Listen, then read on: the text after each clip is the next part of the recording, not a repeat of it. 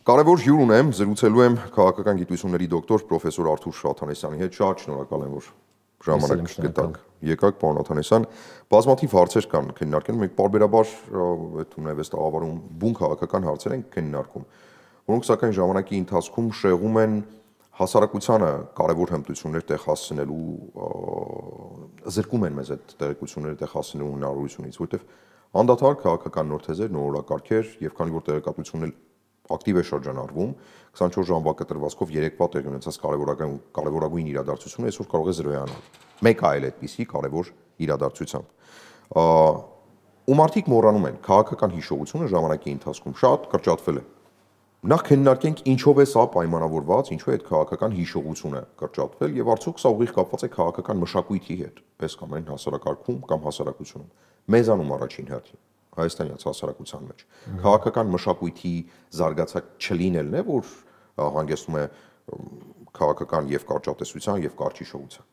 Ընդհանրապես մարդիկ հակված են, բոլոր մարդիկ հակված են հիշելու այն, ինչ իրենց դուր է գալիս, կամ ինչ տրավմատիկ է։ Այդ երկու տիպի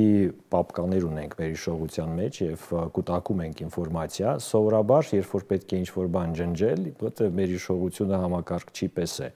այդտեղ անվերջ չէ ծավալը։ Մենք ջնջում ենք ավելի ծանր եւ վատ հիշողություններ, քան պոզիտիվ, դրական եւ այլն։ Միշտ օրինակ մանկությունը մարդիկ հիշում են, ինչու որովհետեւ պոզիտիվ հիշողություններ են, բայց միշտ չէ որ հիշում են իրենց պատերազմական անցյալը,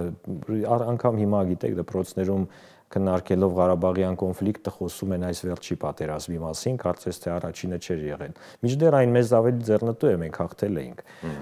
Հիշողությունը սահմանափակ կատեգորիա է եւ մենք հակված ենք հիշելու լավը, հիշելու պոզիտիվը, ընդ որում լավը ոչ թե օբյեկտիվ իմաստով, այլ անձամբ սուբյեկտիվ մեզ համար հաճելին։ Եվ այս առաջի պատճառն է, թե ինչու ենք հակված մոռանալու անգամ մեր դասերը, խաղաց դասերը։ Եվ երկրորդը իսկապես մենք մերժում ենք այն ամենը, ինչ մեզ ձեռնտու չէ։ Եվ սա էլ է կոգնիտիվ այդպես կոչված մերժողականություն հոգեբանության մեջ, երբ որ մենք օրինակ նկատելի ակնհայտ մի բան է, բայց ասում ենք ես չեմ ուզում դա տեսնել։ Եվ այդ որ չի ուզում տեսնել, օրինակ դու պիտի գնաս շտապ գործի այսօր եւ տեսնում ես, որ քո տանը բնակարանում մաքուր չէ, պիտի ավլել, պիտի մաքրել։ Դու չես նկատում, որովհետեւ մեկա չես հասցնելու մաքրել։ Հետո կտեսնեմ եւ եթե չես նկատում, նշանակում է ավտոմատ գոյություն չունի եւ ավտոմատ հետագայում էլ ազդեցություն չի ունենալու։ Քաղաքականության մեջ, եթե մասսայաբար չենք նկատում, այո, գոյություն չունի։ Եվ իսկապես սա կոչվում է կոնստրուկտիվիզմ։ Մենք ստեղծում ենք իրականության մի մասը մեր մտածողությամբ։ Սա մշակույթին է մոտենում քաղաքական եւ եթե մենք իսկապես այն հին հեքիաթների պես բոլորս ասենք, որ թագավորը շատ գեղեցիկ է եւ գեղեցիկ հագնված է եւ խելացի է, ապա այդ կոնստրուկտը, կոպիտ ասած, արհեստական իրականությունը կգա եւ կդառնա իրական։ Կա Թոմասի թեորեմ կոչվածը, որը որ հետեւյալ կերպով է կոչվում, եթե մենք որևէ իրականություն ընկալում ենք որպես իսկական, այն իր հետևանքներով իսկական կլինի մեզ համար։ Եվ օրինակ, շուն է եւ մենք սկսում ենք փախչել մտածելով, որ նա մեր հետևից կվազի։ Կվազի։ Եվ այս Թոմասի թեորեմն է, եթե մենք գտնենք, որ մենք ունակ չենք, օրինակ, պաշտպանելու Հայաստանը եւ չունենք բանակ եւ համաձայնվենք այդ մտքի հետ, ապա իսկապես ունակ չենք լինելու։ Հերոսությունները կատարվում են նրա շնորհիվ, որ մարդիկ հավատում են, որ կարող են։ Կամ սպորտում օրինակ, դու հավատում ես, որ կհաղթես, մոբիլիզացվում ես, իհարկե միայն հավատը չէ։ Դու մոբիլիզացնում ես քո ուժերը, եթե հավատում ես, որ կհաղթես։ Եթե չես հավատում, որքան էլ ուժեղ լինես, չես հաղթելու։ Եվ քաղաքական մշակույթում նույնպես հավատը պատահական չէ, որ իշխանությունները այսօր փորձում են մոնոպոլիզացնել նաև հավատալու ռեսուրսը, այն խլելով եկեղեցուց։ Ասում են՝ մի հավատացեք եկեղեցուն, հավատացեք միայն ինձ։ Սա պայքար է նաև հավատալու ռեսուրսի համար եւ հույսն ու հավատը զուտ են ռոմանտիկ երևույթները չեն գրականության մեջ։ Հույսն ու հավատը մարդկանց կառավարման, մոբիլիզացնելու, հաղթելու ռեսուրսներ են։ Ինչին ենք մենք հավատում ձեր դիտարկմամբ հիմա, լայն հասարակությունը ինչին է հավատում եւ ինչի վրա է հույս դնում։ Սա շատ լավ հարց է եւ եթե հարցնենք հասարակությանը, իրենց փոխարեն չորոշենք, ապա հա, մարդիկ հավատում են, որ լավ կլինի։ Դա մեր մենթալիտետն է։ Վերջը լավ է լինելու։ Ուղղակի այդ վերջը բառն է վատը, այդ բանաձևում, որովհետև վերջը նեգատիվ կատեգորիա է իսկապես, վերջը չի կարող լավ լինել, սկիզբն է լավ է լինում։ Եվ երբ որ մենք ասում ենք, չէ, սկիզբը վատ էր, եկեք վերջը լավ կլինի, սկիզբն ու վերջը դառնում է վատ երկուսն են, եւ այդ սյուժեն ուզում ենք շուտ փակել տանք եւ նորը սկսենք։ Այսպիսի փուլայնություն ունի մեր պատմությունը, մենք անդադ ուզում ենք փակել պատմության էջերը։ Փոխանակ իրենք բաց պահելով փորձենք այդտեղ կարգ ու կանոն հաստատել եւ կանոնակարգելով առաջ գնալ։ Իդեպ, քանի որ քաղաքական պատմության մասին խոսք գնաց, մենք ունենք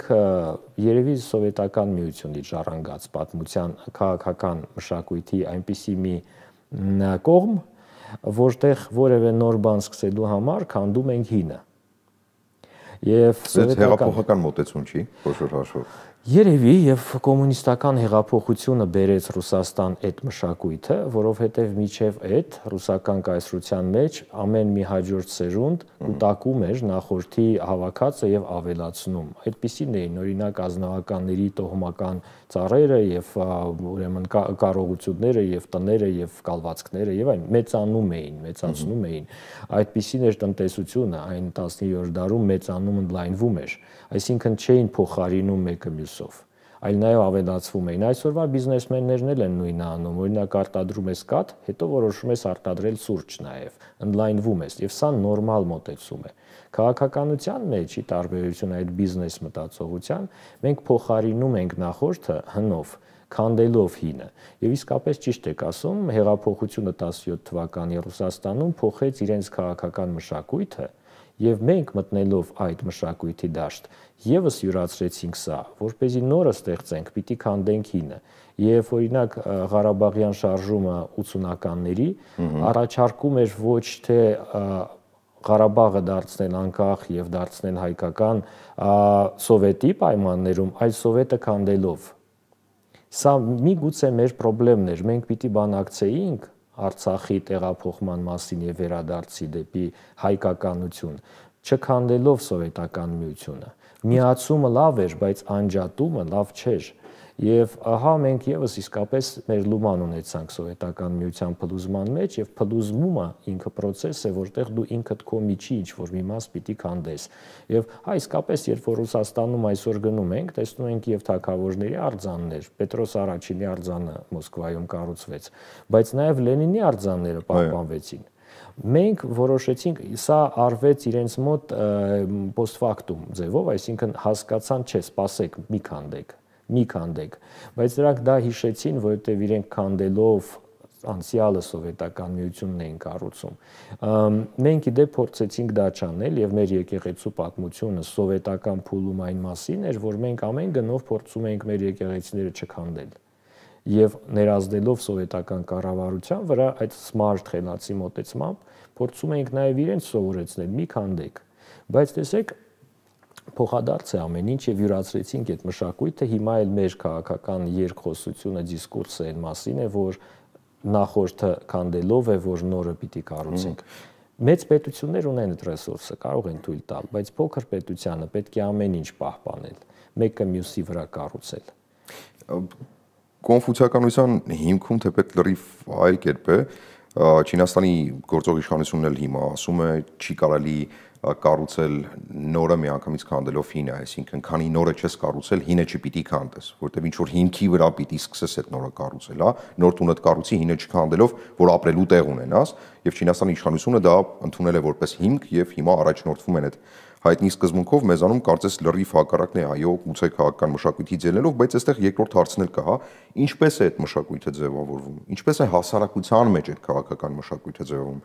ովքեր են գործող անձիկ, շրջանակները, խմբերը, որոնք ներազդում կամ ազդում են հասարակության վրա այդ քաղաքական մշակույթի ձևավորման մասով։ Այդ քաղաքացիական հասարակությունն է, կարծիքի լիդերներն են անհատ մարդիկ, վերլուծական կենտրոններն են ուղեղային կենտրոնները, քաղաքական ու պետական գործիչները, ովքեր են ու ինչպես է դա ձևավորվում, որովհետև ի վերջո հասարակությունը դե փոքր երեխայի պես է, հա, այս տեսակ ղեկավար ունես, այս տեսակ է դառնում, այն տեսակ ղեկավար ունես, այն տեսակ է դառնում։ Հիմա որոնք են ազդեցությունները եւ փոխազդեցությունները։ Բոլոր այն աղբյուրները, որ նշեցիք, Եվ իսկապես ապացուցվել է արդեն, որ եթե քաղաքական process-ի սուբյեկտ, այսինքն տանող ուժ համարվում են ոչ միայն էլիտաներ, այլ նաև մասսակոչվածները, մենք բոլորս ենք հավասարապես մտնում քաղաքական մեծ պրոյեկտների մեջ, մեկը առանց մյուսի չի կարող, օրինակ պատերազմը, քաղաքական process-ը եւս եւ պատերազմում, եթե բնակչությունը մոբիլիզացված է, բայց ղեկավար հրամանատարական կազմը թույլ է կամ չկա, նույն վատն է, ինչ որ հակառակը եթե լիներ, բայց ապացուցվել է արդեն, որ քաղաքական մշակույթ ստեղծվում է վերևից ներքև։ Մենք առօրյա մակարդակում զբաղված ենք մեր գործերով, ամեն մեկս եւ մասնագետ ենք եւ զբաղված ենք խնդիրներ լուծելով։ Քաղաքական մշակույթ ստեղծվում է վերևից, այն տրանսլյացիայի ենթարկվում, այսինքն թողարկվում է քանակի առումով, որակի առումով համոզիչ պետք է մատուցվի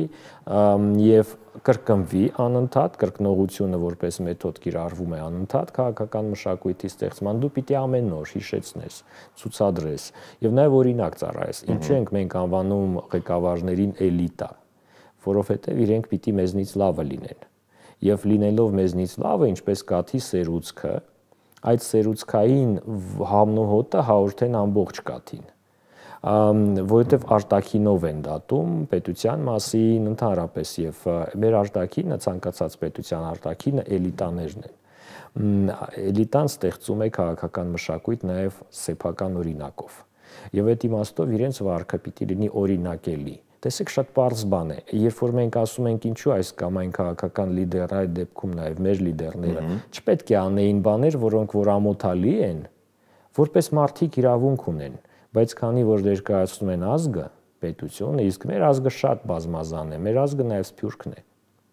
որքանով է մեր լիդերը արտահայտում մեր սփյուռքի իմիջը, կոպիտ ասած,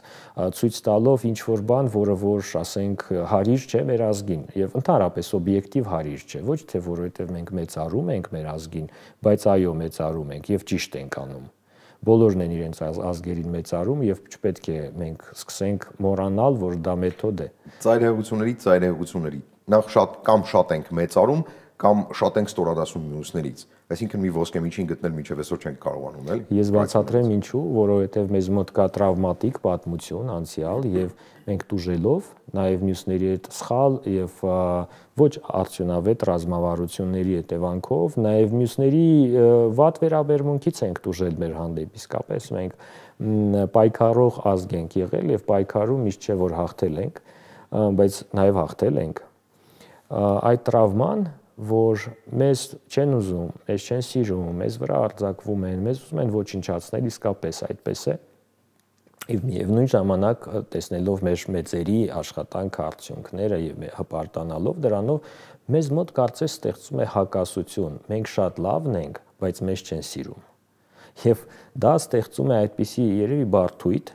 չէ՞ ասի դա թերարժեքության։ Փոքր ազգերի բարդույթ։ Փոքր ազգերի, մենք մեծ ազգ ենք, մենք փոքր պետություն ենք։ Մենք մեծ ազգ ենք եւ այդ բարդույթը փոքր պետության խնդիրներից է բխում, երբ որ մեծ բան փորձում ենք տեղավորել մի ինչ որ փոքր տեղի մեջ, օրինակ մի մեծ պատմություն փորձում ենք երկու էջերի վրա գրենք, այդտեղ պիտի շատ բան դուրս մնա։ Կոմպրոմիսների ես գնում անդադար։ Հա, կոմպրոմիսը իրականում լավ երևույթ է, բայց մենք գնում ենք եւ ինքնազոհության։ Երբ որ կտրում ենք մեր միջի ինչ-որ մասեր եւ փորձում ենք դրանից հրաժարվել, էս է խնդրեմը մեր ժողովրդի եւ մենք ստիպված ենք անդադ ինքներս մեր միջի ինչ-որ մի բանից հրաժարվելու եւ երբ որ դա տեղի է ունենում այլ պատճառներով օբյեկտիվ, օրինակ մենք զոհեր ենք կրում պատերազմում, մենք կարծես սկսել ենք նորմալ վերաբերել այդ զոհերին, որովհետեւ ասում ենք, հա, բա փոքր երկրում մեծ բաներ տեղավորել չի լինում։ Այստեղից նաև մեր մշտական արտագաղթը հայի այդ տենչը հայտնվելու ավելի մեծ տարածքում իր պատմական հիշողության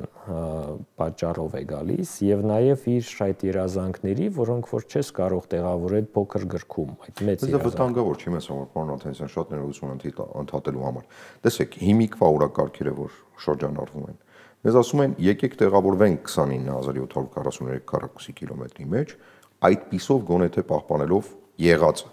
Այո, մենք առանց էլ փոքրացել ենք, առանց էլ տարածքը մեզ բավարար չէ, թեպետ Եթե միջինների գնանք եւ սկսենք համեմատել այլ երկրների հետ, այնպես չէ որ Հայաստանը գերբնակեցված պետություն է, էլի մենք ահագին Վայոց ձորի եւ Սյունիքի մարզերում ընդհանուր շուրջ 150,000 մարդ է ապրում, եթե չեմ սխալվում, եթե ոչ պակաս, հա, որովհետեւ ծայրահեղ քիչ են թվերը ռազմավարական նշանակության մարզերում։ Այսինքն սա ներքին հոգեբանական ինքնության հետ կապված խնդիր է, որ մենք ավելի մեծ շուկաներ ենք ուզում, շուկա ժամանակակից իմաստով է, մարքետ ենք ուզում գրավենք, հա, թե սա իրականում արդարացում է փախուստի դիմելու խնդիրներից, որոնք ունի փոքր պետությունը, կամ պատմականորեն են հիշողությունը, որ մենք միշտ պրոբլեմատիկ ենք եղել եւ հարևանների համար եւ նաեւ ինքներս մեզ համար։ Արդյոք սա արդարացում է, թե մենք իրոք համաշխարհային ժողովուրդ ենք եւ ուզում ենք աշխարհի համար ինչ-որ բան արած լինել, դրա համար մեզ չի բավարարում Հայաստանը, որը մեզ այդ մարքետը, դաշտը, հնարավորությունը, հեռանկարը չի տալիս ինքնաարտահայտվելու։ Ի վերջո, ազնիվ լինենք, այո, մենք բազմաթիվ ֆանտաստիկ մասնագետներ ունենք աշխարհի տարբեր պետական համակարգերում աշխատող, տարբեր պետությունների գիտական ոլորտում, մշակութային ոլորտում աշխատող, բայց արդյոք այդ այն ծավալն է, որը կարող ենք համեմատել օրինակ հարյուրավոր Նոբելյան մրցանակակիրների ազգությամբ հրա կամ որևէ այլ ժողովրդի, ինչու եմ հրյաների հետ համեմատում, որովհետև իրականում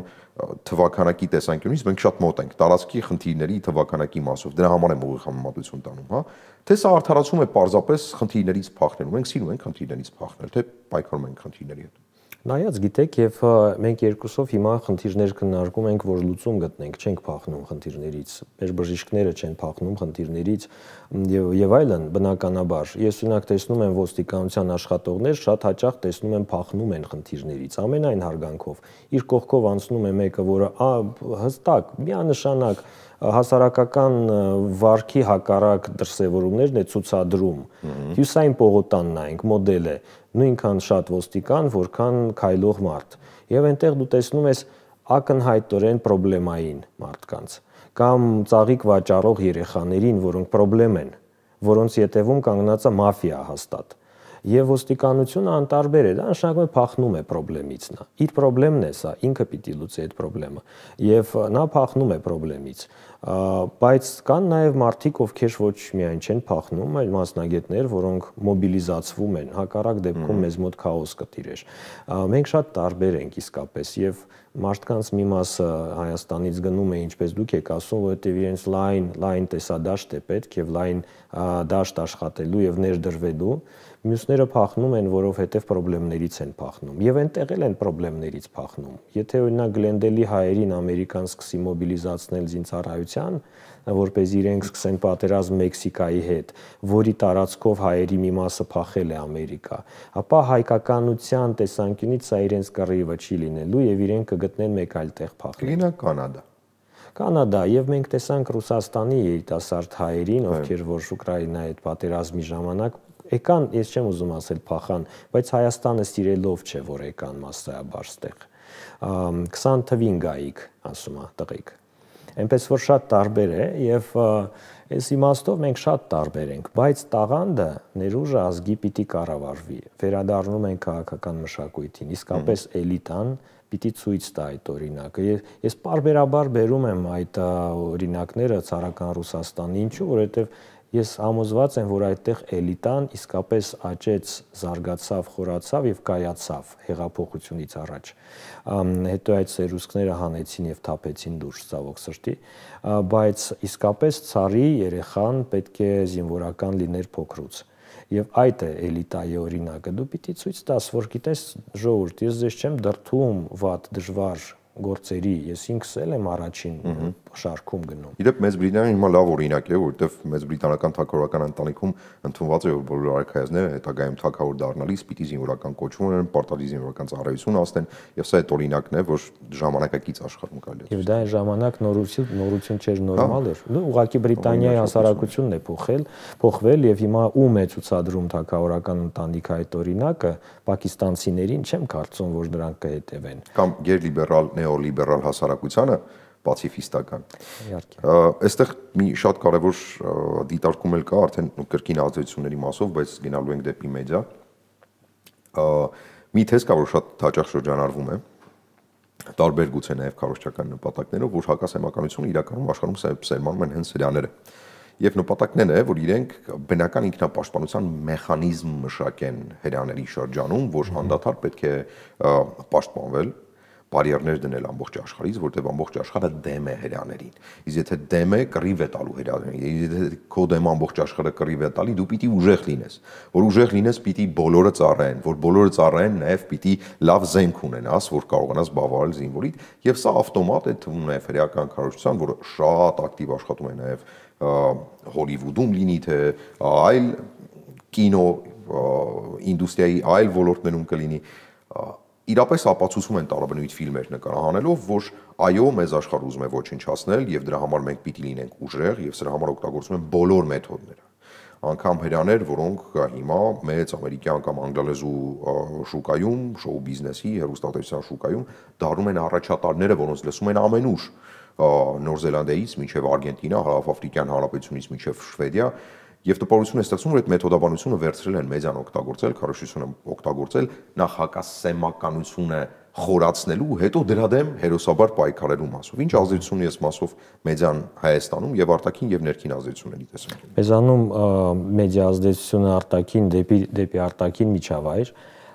միշտ թերագնահատվել է եւ կամ ալարկոտությունից կամ սեփական պոտենցիալին չհավատալուց բազում օրինակներ էին դիտարկվում նախորդ 20 տարիների ամենակիչ ընթացքում, երբ որ մեր հարևան պետությունը Ադրբեջանը մի քանի լեզվով, այդ թվում հայերենով մեդիա աշխատանք էր իրականացնում մրցունակ, որակյալ այն իմաստով, որ գրավիչ էր։ Եվ մեզանում անընդհատ ասում էին ադրբեջանագետներ, թուրքագետներ, քաղաքագետներ, ինչու մենք չենք ստեղծում այդպիսի պլատֆորմաներ։ Ասելու բան չունենք, թե գտնում ենք, որ այնքան ճիշտ ենք, որ սա PR-ի կարիքը չունի։ Երկու հիմարություններ, որոնցով տարված էինք, բայց ես կարծում եմ ձեր ասածն է, ուղղակի ոչինչ չանելու համար էին դա այդպես վերաբերում եւ իսկապես մենք պարտվում էինք եւ վերջապես պարտվեցինք մեդիա գործունեությանը դրսում աշխատանքների առումով նաեւ նորից ըստեյության մեր ներկայացուցիչները արտերկրում նույնպես այդ մեդիա ալիքի էֆեկտն ունեին արտգործնախարարության ներկայացուցիչները, դիվանագետները, դեսպանները նաև մեդիատոր են, ինչու ենք ասում մաս մեդիա, մասսայական միջնորդ է ԶԼՄ-ն եւ մասսայական միջնորդ է նաև դեսպանը ներկայացուցիչը։ Մեր դեսպանների մեծամասնությանը մենք չենք հիշում, որովհետև ակնառու եւ հայտնի դեմք չդարձան, իրենք բիզնեսմեններ էին կամ այստեղ մեղքեր գործած մարդիկ, ում պետք էր Հայաստանից վաքսորել կամ ուղարկել, որ բիզնես անեն, մեքենա առնեն, բերեն այստեղ վաճառելու, այսպիսին էին մեր դիվանագետները։ Չեմ ասի, որ հիմա ավելի լավն են։ Եվ մեծամասնության մասին է խոսքը, հակառակ դեպքում մենք հաղթանակներ կունենայինք։ Ես դրանով եմ չափում դիվանագիտական կորպուսի արդյունավետությունը, էֆեկտներով, հաղթանակով, ոչ թե կերպարներով եւ ինչ որ բաներով, սուբյեկտիվ չի, օբյեկտիվ է։ Եվ այդ իմաստով մեր արտաքին միջազգային լրատվամիջոցները հայաստանյան թերանում էին եւ եկան պարտվեցին։ Հիմա մենք post factum, այսինքն հետին թվով նորից փորձում ենք ինչ-որ բաներ անել եւ իսկապես ունենք բազմալեզու պլատֆորմաներ։ Ցավոք սրտի էլի հայկական քաղաքական մշակույթի մի բաղադրիչ կա, ստեղ ունենալ թե լինելու Էրիխ Ֆրոմի առումով։ Մենք շատ հաճախ նախընտրում ենք ունենալ եւ ոչ թե լինել։ Այն, որ ունենք այդպիսի պլատֆորմ, մեզ բավականացնում է։ Բայց ինչպես է դա աշխատում, որևէ մեկին չի հետաքրքրում։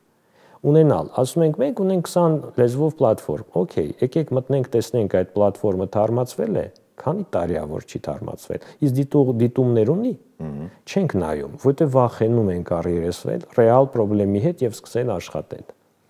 Եվս մի էլեմենտ կա քաղաքական մշակույթի, որը մենք ունենք, այդ իմաստով նույնպես մեդիա գործունեության, դա պատասխանատվության ստանձնման հետ կապված պրոբլեմ է։ Չենք սիրում ստանձնել պատասխանատվություն։ Ինչ պատասխանատվություն, սա էլ ֆիքսենք։ Խոսքի գործողությունների, թեզերի օրակարգերի որ։ Այո, ցանկացած բան սկսում ենք նախաձեռնությունից, չէ՞։ Մի բան պիտի նախաձեռնենք, քարը տեղից շարժենք։ Այս փուլում ունենք պրոբլեմ, որովհետև նա ով նախաձեռնում է, գիտի, որ չի խրախուսվելու։ Համակարգի առումով, թիմակիցների առումով, ստիպված բոլորը պիտի շարժվեն, եթե դու այդ քարը տեղից շարժեցիր, պիտի գան կպնեն, որ քո հետ միասին իրավիճակ է փոխվում, որը ազդում է մնացածի վրա։ Չեն ուզում եւ ավելի շուտ քեզ կսկսեն համոզել եւ կասեցնել քո գործունեությունը, քան թե խրախուսել։ Սա ինչով է, ալարկոտությամբ է իրոք պայմանավորված կարծում եմ։ Երևի այդպիսի պահպանողական մոտեցում է, երբ որ չարից փորձանքից հեռու կոչվածը ժողովրդական լեզվով, մենք փորձում ենք ոչ մի բան չփոխել։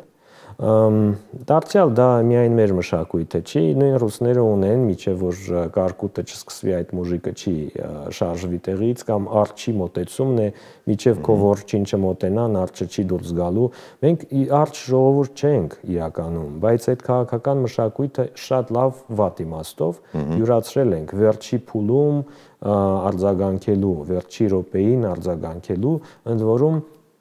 մենք շատ կոմունիկատիվ ժողովուրդ ենք եւ արձագանքը մեզ մոտ եւս ավելի շուտ ոչ թե գործողություններով է, այլ խոսելով է։ Սկսում ենք քննարկումներ ծավալել։ Փոխանակ իսկապես գործենք։ Պարոն Օթանեսյան,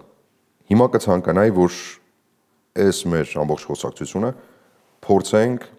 կոնկրետ օրինակներով բերել մեր դաշտի վրա, որպեսզի մեր հեռուստադիտողի համար հստակ լինի եւ քաղաքացիական հասարակության, եւ քարոզչության, եւ առանձին վերցրած մեդիայի եւ արտաքին գործոնների ազդեցությունը մեր կարծիքի ձևավորման վրա։ Իհարկե մենք ունենք բևեռացման շատ ծանր մթնոլորտ։ Բևեռացում կա եւ հոգեվոր կյանքում, եւ աշխարհիկ կյանքում, բառացիորեն կուսակցությունների շրջանում բևեռացում կա, մեզ անդադար ասում են, մատնացույց են անում, որ կան լավեր, վատեր, նախկիններ, ներկաներ, նրանք, որոնք ուզում են պատերազմ եւ նրանք, որոնք երազում են խաղաղության մասին եւ անում են ամեն ինչ։ Ինչպես է սա ազդում հասարակության վրա, առավել եւս այսպիսի վճռորոշ փուլում, որտեղ պիտի ազնիվ լինենք, այո, սա վճռորոշ փուլ է Հայաստանի համար։ Ինչպես է հասարակությունը սրա հետ հարմարվում։ Արդյոք կա այդ ներքին իմաստությունը, գիտակցությունը եւ ի վերջո հասարակությունը ճիշտ ընտրություն է կատարում, թե էլի ազդեցությունների տակ հասարակությունը կարող է թմբիրում հայտնվել եւ փակ աչքերով ընտրություններ կատարել, գալով աղետալի հետևանքների կամ ընդհակառակը, չգիտեմ։ Ինչպես է այս ամենը արդեն հողի վրա ազդում մեր հասարակության վրա։ Ես մի քիչ համատում եմ մեր հասարակության այսօր մի մարդու հետ, ով հայտնվեց հիվանդանոցում, միգուցե այնքան էլ հիվանդ չի, որքան քեզ ասում են, բայց դու արդեն այդտեղ հայտնվել ես եւ բժիշկը ասում է կամ պիտի վիրահատենք, ամպուտացնենք, քո ասենք ամեն ինչը, կամ դու կմեռնես։ Հիմա այսօր այս պացիենտը չի ուզում, ասում է չէ, չեմ ուզում, վաղը նորից այդ բժիշկը գալիս է, չէ, պիտի ամպուտացնենք, եւ վերջի դու հանձնվում ես եւ ասում ես, հա, կտրեք Արցախը, տարեք։ Չէ, ես համոզվեցի։ Հետո մյուս օրը այդ բժիշկը ասում է, գիտեք, բորբոքում սկսվեց։ Վատ օրինակ եմ բերում, բայց հիվանդությունը եւ պարտությունը շատ նման են իրար։ Եվ ասում է, չէ, գնաց բորբոքում, այն մյուս ձեռքը պիտի ամպուտացնենք։ Բայց չէ, չեմ ուզում, բայց գիտի, որ պետք է, որովհետեւ դու ինքդ հայտնվել ես հիվանդանոցում, չհայտնվեիր։ Առողջ կենսակերպ անեիր, չառնեիր բրաբուսներ, առնեիր տանկեր։ Չգնայիր առնեիր ինքնաթիռներ, առնեիր հակաօդային համակարգ պաշտպանության, չքարոզեիր օրինակ այն, որ մեր սուպերմարկետներում զեղչեր են, քարոզեիր այն, որ մեր բանակը կարևոր է, կամ չքարոզեիր այն, որ գիտեք ինչ կա, գնանք Դուբայ հանգստանալու, քարոզեիր Արցախը, բայց դու դա չարեցիր, դու հիվանդացար, եւ հիմա քեզ բժիշկը ասում է, իսկ բժիշկը քո բարեկամը չի, միգուցե անգամ քո թշնամին է, ինքը ասում է, հա, վերջո գլուխդ էլ կամպուտացնենք։ Դե իր գործը հեշտացնելու համար ամեն դեպքում։ Հիմա այդ իր ռիսկերը մինիմալիզացնելու։ Այո, մեկ ոտքով, մեկ ձեռքով մարդ կարող է դուրս գալ, վեր կենալ եւ այդ հիվանդանոցից ամեն գնով փախչել, գնալ տուն, տեսնել ինչ կա, մոբիլիզացվել, վերականգնվել, խելքի գալ, մի հատ նմանատիպ այլ հիվանդների հետ կապվել եւ միասնական ձևով սկսեն պաշտպանել իր տունը, իր բնակարանը, իր հողը, այդ ձեռքը կաճի մի օր։ Բայց ինչ ենք անում մենք այսօր։ Մենք միմյանց մեղադրում ենք, կողքի պալատներում պարկած նմանատիպ հիվանդներ, մեկի պալատի վրա գրված է իշխանություն, մյուսի պալատի վրա գրված է ընդդիմություն, եւ փոխանակ մեկը մյուսի հետ ասի մենք երկուսս էլ նույն հիվանդությամբ ենք հիվանդ, եղբայր։ Կամ նույն հիվանդանոցում ենք։ Արի այս հիվանդանոցից փախչենք, գնանք տուն, մեր տունը Հայաստանն է։ Սա վերաբերում է նաև մեր Սփյուռքին, իդեպ։ Մեր տունը Հայաստանն է, եկեք միասին նստենք, խելքի տանք, մոռանանք այդ ամբիցիաները եւ լուծենք մեր խնդիրները։ Եվ հետո բժշկի հետ խոսենք, ինչպես պետք է։ Բայց այս դեպ միգուցե ինքը սկի բժիշկել չի։ Բայց մենք ինչ ենք անում, մենք ասում ենք գնա դու առաջինը բուժվի, դու հիվանդ ես, գնա դու բուժվի, դու հիվանդ ես։ Եվ այդ հիվանդանոցը ոչ միայն դառնում է տրավմատոլոգիայի կենտրոն, այլ նաև հոգեբուժարան։ որտեղ դրանք նաև հոգեպես նորմալ չեն։ Եվ այս իմաստով, հա, վերադառնալով հասարակությանը, երբ որ այդ ամբողջը դիտարկում ես մեդիայով, առաջի ցանկությունն է քեզ մոտ կամ անջատել, կամ անջատվել։ Եվ երկու դեպքում էլ ըստ էության դու ուզում ես դուրս գաս քաղաքական process-ից։ Սրա հետևանքը այն է, որ մոտավորապես 50-55% բնակչության այսօր ասում է սոցհարցումների արդյունքում, որ որևէ մեկին չի աջակցելու։ Սա բացասական իրավիճակ է, տարբեր, եթե դիտարկենք մեր երկիրը։ Բացասական է, որ 55% չկողմնորոշված մարդ կա։ Չէ, իրենք կողմնորոշվել են։ Մասին է խոսում։ Իրենք ցավոք կողմնորոշվել են։ Եթե իրենք չկողմնորոշված լինեին, իրենք կդառնային պոտենցիալ օբյեկտ կողմնորոշելու։ Մենք ձեզ հետ հիմա կմտածենք ինչու են կողմնորոշվել։ Արդեն գնաց ցիկլը կողմնորոշվելու եւ եկան են էֆեկտիվ, որ հասկացանք չենք ուզում։ Եվ որ հասկացան ու չեն ուզում, դա իրենց ռացիոնալ եւ էմոցիոնալ ընտրությունն է։ Հիմա այդ մարդիկ գիտեն ինչու չեն ուզում եւ ոչ թե չգիտեն։ Այս տարբեր չեն ուզում բացառել բոլորին, այսինքն սկզբունքը բացառել բոլորինն է։ Չեն ուզում այսպիսի խաղ, այսպիսի խաղի կանոններ։ Այսինքն այդ մարդիկ ավելի շատ խաղի կանոններն են մերժում, քան քաղաքական կուսակցություններին, որոնք դաշտում կան։ Մոտավորապես ասեմ, ոնց որ պահածո է եւ տուփն են մերժում իր ամսաթվով եւ նաեւ պարունակությունը միջի։ Չեն ուզում ոչ այդ տուշոնկան, ոչ էլ այդ տուշոնկա գրվածը։ Նրանք ուզում են նիհիլիզմի չի տանում հասարակությանը։ Արդեն նիհիլիզմ է եւ այդտեղ գիտեք այդ շեմը շատ վտանգավոր է, երբ որ դու ամեն երկրորդ բնակիչդ չի ուզում, իսկ տուփը այս պարունակության կոչվում է Հայաստանի Հանրապետություն։ Եվ երբ որ մենք ասում ենք չենք ուզում ոչ այս ոչ այն նույն տուփի մեջ դրվածը, հետո տուփն ենք մերժելու եւ ասելու ենք չենք ուզում նաեւ Հայաստանը։ Այդպիսի դիսկուրս նաեւ ցավոք մենք արդեն խոսեցինք էլիտան նաեւ ձևավորում է քաղաքական գիտակցություն եւ մշակույթ։ Նաեւ էլիտան է այսօր ասում, հա ես էլ չեմ ուզում երրորդ հանրապետությունը։ Տեսեք ինչ վտանգավոր բանի եկանք։ Ոչ ոք չի ուզում Հայաստանը, հա։ Կամ վերցնենք բանակում ծառայելը։ Երբ որ մեր ազգային ժողովը օրենք է ընդունում այն մասին, որ եկեք կրճատենք ժամկետները զինծառայության, երբ որ մենք ունենք զանգված Հայաստանի, ով պարբերաբար ձև է գտել եւ փնտրել փախնելու զինծառայությունից, ստացվում է, որ կոմպրոմիս է սա, բոլորը համաձայն են, որ ինչքան քիչ ծառայություն, այնքան լավ։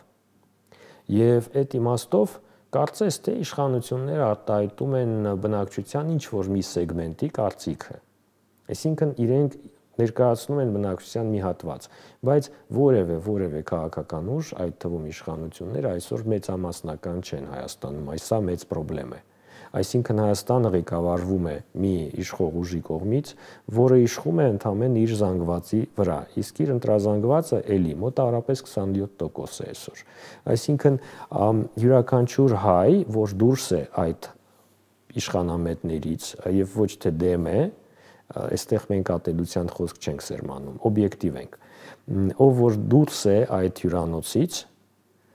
իրեն համարում է փողոցային ըստ էության անպետք եւ չի ուզում այդտեղ հայտնվել եւ նա փնտրում է ձևեր փախչելու։ Ես հիշում եմ մեր պարսիկ մասնագետներն էին պատմում այն մասին, որ իրենց մոտ կա այսպես կոչված լրակյաց ընդդիմություն։ Ինչ է սա։ Երբ որ դու գիտես, որ քո բարձրաձայնում անդիմադիր կարծիքների իմաստ չի ունենալու, լուր ես դա անում, մենակ քանդում ես քո պետության հիմքերը, քո ոլորտում վատ ես աշխատում, քո սաբոտաժ էլի, դասական սաբոտաժ։ Դասական սաբոտաժ է եւ նաեւ արտագաղթ։ Հա, գնում ես Հայաստան իբրև թե Նովրուզ անելու, բայց գնում ես հերթ ես կանգնում Ամերիկայի դեսպանատան մոտ,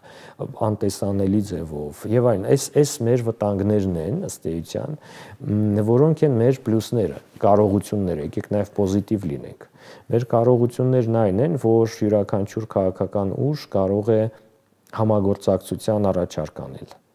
Մենք դա անում ենք ցավոք դեպի դուրս այսօր։ Ընդդիմությունը փորձում է դրսում գտնել իրենց աջակցողներին, մեր իշխանությունը եւս։ Այսինքն հիմա շատ ներողություն ընդհատելու համար։ Այսինքն հիմնական օբյեկտը համագործակցության եւ դաշնակցելու ոչ թե հայ ժողովուրդն է դառնում ըստ էության ներսում, հիմնական դաշնակիցը իշխանություն դառնելու, այլ դրսի ուժերը։ Հա, փողոցային լեզվով ասած ամեն մեկս մյուսի վրա մարդ է բերում ուրիշ հայաթից։ Եվ սա քո հայաթի մասին բնականաբար լավ բան չի ասում։ Դու սպայկա չես։ Եվ ինչն է մեթոդը, երբ որ մենք ասում ենք, հա, պետք է հարևանների հետ ընկերություն անել, երբ որ ասում եմ մենք ասում ենք, դա մեր պետական դիսկուրսն է այսօր, այդպես չի մտածում բնակչության մեծամասնությունը ի դեպ։ Եվ միշտ էլ մտածել է, որ մենք ինքնաբավ պիտի լինենք, չփնտրենք սպոնսորներ, որովհետև սպոնսոր փնտրողը նմանվում է մի աղջկա, ով որ շատ վատ անվանում ունի, ի դեպ քաղաքականության հետ առնչվող եւս։ Եվ այս իմաստով եթե ուզում ենք իսկապես հարևանություն անել, նայենք մեր անմիջական հարևաններին, միմյանց։ Մենք մի շենքում ենք ապրում, ինչու ենք նայում դեպի հայաթի, ուրիշ հայաթի, ասենք սպոնսորներ։ Եվ ահա պետք է իսկապես նույն լեզվով խոսող ազգը նույն նաև մտածողությունը ցուցադրի։ Դե ով է թելադրելու այդ նույն լեզուն։ Բաբելոնի օրինակը բերելով։ Լեզուները խառնվեցին, ամեն ինչ քանդվեց։ Հիմա ինչու ենք մենք սկսել տարբեր լեզուներով խոսել, որովհետև մի նոր Բաբելոն էլ Հայաստանն է դառնում քաղաքական առումով։ Պետք է բացել միմյանց հանդեպ սկզբից պատուհան, հետո դուռ։ Պետք է առաջարկներ անել։ Նորից եմ ասում, առաջինը, որ պետք է միաբանի հասարակությունը իշխանությունն է, այդպես է սահմանված։ Եվ իշխանության ֆունկցիան է միավորելը, ֆունկցիան, պարտադիր, պարտավոր են, ոչ թե ուզելով է կամ չուզելով է, եւ յուրաքանչյուր մեսիջ, որ իշխանության ներկայացուցիչը ուղղում է դեպի ընդդիմություն, այսօր թշնամական է։ Դա անթույլատրելի է, որևէ անգամ Ալիևն է ասում Ղարաբաղցիներ, եկեք ապրեք մեզ մոտ։ Իսկ մեր իշխանությունը ընդդիմությանը չի ասում, ժողովուրդ, եկեք միացեք, կպնենք միասին, բայց մենք էլ ենք բաց փոփոխվելու ուղղությամբ։ Իշխանությունը պարտավոր է դա անելու։ Իսկ ընդդիմությունը ոչ։ Ընդդիմությունը պետք է անի դա, բայց սովորաբար սահմանման համաձայն նա ով ունի իշխանություն, կարող է այդ իշխանության մի մասը քեզ առաջարկել։ Ընդդիմությունը չունի իշխանություն։ Ու այստեղ հավանաբար պիտի գանք ամփոփիչ, բայց կարծում եմ ամենակարևոր հարցին, հասարակության քաղաքական գիտակցության մակարդակին, քննարկեցինք, որ ծայրահեղ բևեռվածությունը թույլ չի տալիս նախ միմյանց լսել, որովհետև լսելու կարողությունը առանցքային նշանակություն ունի քաղաքականության մեջ, եթե ուզում ես հասարակությունը միաբանվի, չես կարողանում լսել, այդ նույն Բաբելոնն է ձևավորվում, մարդիկ սկսում են խոսել տարբեր լեզուներով։ Ով պիտի բացատրի, հասկացանք, որ իշխանությունը իր փայաբաժին անելիքը ունի, բայց մենակ իշխանությունը չէ, որ պիտի աշխատի։ Ես որպես մեդիա ոլորտում աշխատող, դուք որպես գիտնական գուցե կամ կարծիքի լիդեր, ինչպես պիտի հասարակությունը ի վերջո հասնի նրան, որ բևեռացումը վատ է, Օրուելին հիշեցի, 2 ոտք վատ, 4 ոտք լավ, ոնց մարդկանց տեղ հասցնել, որ միաբանումը եւ զրույցը, դիսկուրսը ավելի կարեւոր է, քան թշնամանքը, այն էլ որտեղ նույն հայաթում։ Իհարկե, հեղինակություններ են պետք։ Եվ այդ հեղինակությունները ես չգիտեմ ունենք թե ոչ, երբ որ մենք ուսումնասիրությունների ժամանակ հարցնում ենք մեր բնակիչներին, ով է ձեր հեղինակությունը, հիմնականում պատմական գործիչների են բերում, ովքեր չկան, ողջ չեն։ Հա, մեր մտքում Կոչինյա ճիշտ է, առաջին հերթին Մոնթեն, անպայման եւ այլն, իսկապես այսօր ովքեր են ասում եմ ձեր օրինակելի կերպարներ, չասենք հերոս, չնայած հերոսը